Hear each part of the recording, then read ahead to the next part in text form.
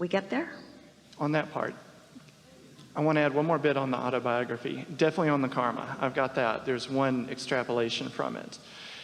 And there's this interesting manifestation, so it's intention manifestation, where the guru ends up, or Swami. Right. Now, before we go here, and Yes. we're happy to go here. Okay. We want to go here. Okay. Before we go here, we want you to, in the background, be considering the subject that's really on the table here today, which is cleaning up vibration, which is reacting or acting from a place of alignment.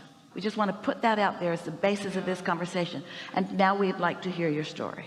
Okay, so this Swami, and it's just interesting in terms of manifestation. It doesn't quite do the daydream thing, but it's interesting still, I think, enough. And that is a Swami, according to the autobiographer, ends up taking on some of the manifestations of his, let's say, pupils. I'm not sure what the correct word would be, in order to keep them from manifesting illness or something like that. That actually kind of takes it out of their escrow, goes ahead and gets rid of it. And I'm not planning on doing anything like that, but I'm just trying to explain it. Good, because that's not possible. Okay, all right, okay. Somebody just made that up. Okay. But this is why. People don't want to own what they've got going on vibrationally. But you might as well own it because it's manifesting all over the place. This may be the easiest way to hear this. We've been saying this for a while, but you'll hear it in a different light now. Most of the physical human world is looking at manifestations. That's how they evaluate success. It's why they write autobiographies or biographies or anything. They sift through manifestations and categorize it into subjects, experiences, into piles. So here's the 15th century and the 16th century and the 17th century. Here's the people that lived in that time and the people that lived in that time. Or in current days, here are the Democrats and here are the Republicans and here are the independents and here are the Catholics and here are the Mormons and here are the atheists and here are the straights and here are the gays and here are the blacks and here are the whites and here are the good ones and here are the bad ones. In other words, they just constantly making piles out of everything. And then most spend their life trying to articulate the piles, to understand the piles, to more clearly identify piles, to relate to the piles. And it's chaos and it's unproductive and it's unsatisfying. It's sort of like going through the motions of life. We see just two piles in this current moment. There's the pile under the influence of inner being and the pile not under the influence of inner being. And in every one of those piles, there are Democrats under the influence and not. There are Republicans under the influence and not. Every pile has those two piles. So why not just make those two piles? Or why not pay any attention to those piles? Why not just notice which pile you're in? Am I under the influence or not? So when you're under the influence of your inner being, now you're a vibrational match to everything that you've been asking for. There's a clarity there. Now take this idea of piles. We know you understand it. It's so simple, it's insulting. And then from the perspective of those two piles, daydream. When you're in the not alignment pile, that's when you work hard and struggle. Abraham, is there any blur of the piles? Can I be in both piles at the same time? Well, this thought could take you there, that thought could take you there, this thought could take you there, that thought could take you there, this thought could take you there, this thought could take you there. But if you are deliberately wanting to make dominant the thoughts that take you to the influence of who you really are, it won't be long before that's just where you'll hang around. And then we offer a vibration to Esther and we give her time to find words that represent the vibration, and she reaches for words big enough to describe the feeling of empowerment and joy of getting out ahead of it, the difference between trying to clean something up. So what we're asking you all to try to do just a little bit Instead of taking life as it comes and reacting to it, we're asking you to not make such a big deal about life as it's coming. Just put it in one big statement that says, oh yeah, that's that. And instead, ask yourself to remember or reach for, to isolate and practice those feelings of elation. You've got some of them already, you remember them. Esther remembers the day Jerry and Esther met Elsie the cat. Elsie, it was a Louisiana cat, it was a little cat, it was in Lake Charles. Elsie was the obvious name. And Jerry and Esther had an agreement that they would have no cat.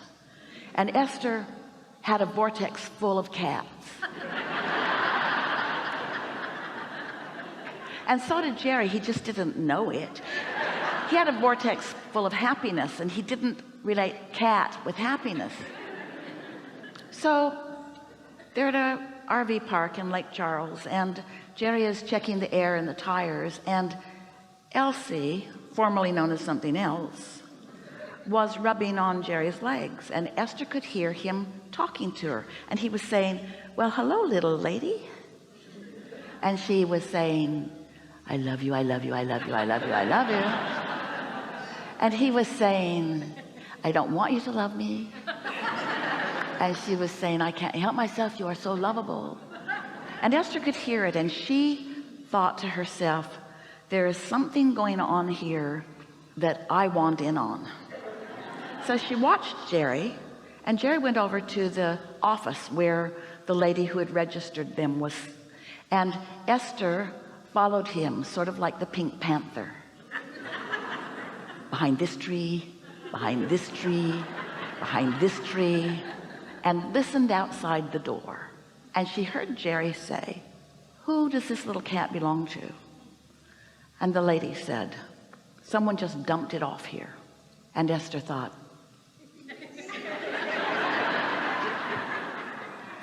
and so Esther didn't say anything to Jerry. Jerry didn't say anything to Esther. And that night, well after dark, someone is knocking at the door. And it is this woman. She has this cat in her arms. And she says, my husband and I have talked about this, and we think you should take this cat with you. In their monster bus. But they were only one night away from home. And Esther said, I signed a prenuptial agreement. You have no idea what a long story this is. That it is so unlikely, but we'll talk about it. Thank you very much. And so in bed that night, Esther couldn't sleep because she so wanted the cat. And in bed that night, Jerry couldn't sleep because he so didn't want the cat. And Esther said, what do you think about this? If when we wake up in the morning, that cat's nowhere around, we'll just get in our bus and off we'll go, and that'll be the end of it. But if this little cat is waiting at our doorstep, then we'll take her with us. And Jerry said, all right. So they got up before dawn, had breakfast. Esther opened all of the window shades. She's looking out across, and in her mind she's saying, here, kitty, kitty, kitty, kitty, kitty, kitty, kitty, kitty, kitty. And then no cat. And so she said, all right. Jerry went out, brought the hoses in. Esther brought the rooms in. Everything was stowed. Esther sat in the seat, turned the big diesel engine over. It has to idle for 5 minutes before you drive it. And as soon as the engine started, way off in the distance, the little cat is jumping through the tall grass. You can see her head every now and again. She came right to the door of the motorhome. Jerry opened the door and said, well, little lady, I guess you're going to Texas. And in she came. Now, isn't that just the perfect story? Isn't that just a getting out there ahead of it story? Isn't that just something that could never be but did become story? Do you know that everything that you want has a story just like that? with all the facets that are important, with every obstacle. Esther did not think that there was a greater obstacle in the world. Esther called the office and said, we've got a cat. Will you go get some cat food and a litter box and a cat bed? And Yoli hung up the phone and said to Tracy, they're bringing a cat home. And Tracy said, no. They ran over a cat. They saw a cat. They have a picture of a cat. There's no way that they're bringing a cat home. No one could believe that they brought a cat home. Now, it may not seem like a very big story because it was just somebody didn't want a cat and somebody wanted a cat. But do you know, you play both roles inside yourself on every subject in the world. You want more money, but you don't believe more money. You want a better relationship, but you don't believe a better relationship.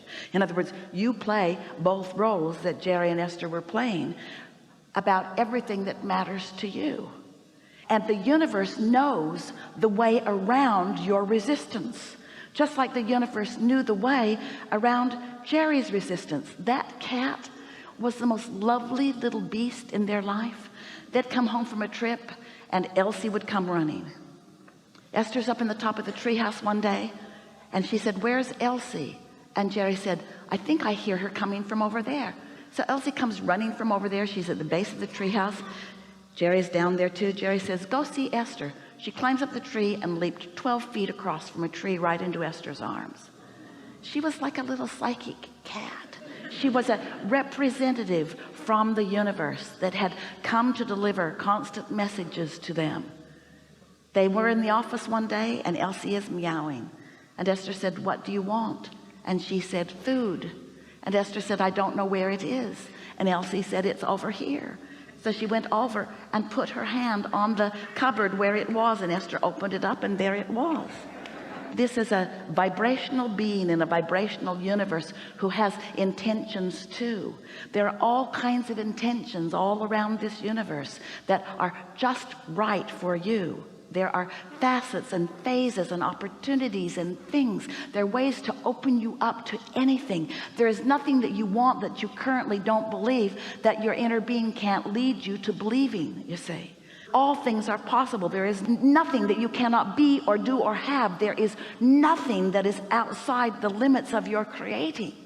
And your inner being knows what your logical path of least resistance is to every single one of those. And so if you would just decide that you're going to make yourself as resistance free as possible, which means struggle less, face problems less, try to solve problems less, daydream more, criticize less, praise more, laugh more. It's so simple to hook up with who your inner being is.